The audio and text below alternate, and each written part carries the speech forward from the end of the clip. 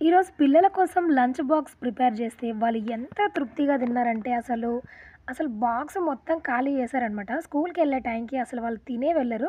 అలాంటిది తినేసి గిన్నెలు ఖాళీ చేసి ఎళ్లారనమాట. అంత టేస్టీగా ఉంది. ఊరించకుండా ప్రాసెస్‌లోకి ఎళ్ళిపోదాం.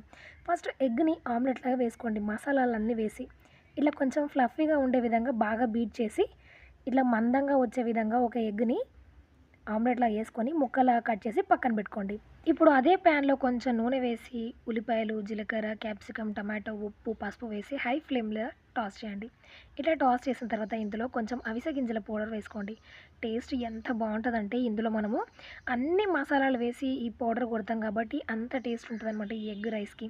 అండ్ కట్ చేసి పెట్టుకున్న ఈ ఎగ్ ముక్కలను కూడా అందులో వేసి మళ్ళీ ఒకసారి హై ఫ్లేమ్ మీద టాస్ చేసుకొని వేడి వేడిగా ఉన్నప్పుడు రైస్ ఇందులో కలిపేసి పిల్లలకిస్తే బాగా ఎంజాయ్ చేస్తారనమాట. అండ్ అవిసె గింజల పొడి ఛానల్‌లో ఉంది. వెళ్లి చూడండి. నచ్చితే లైక్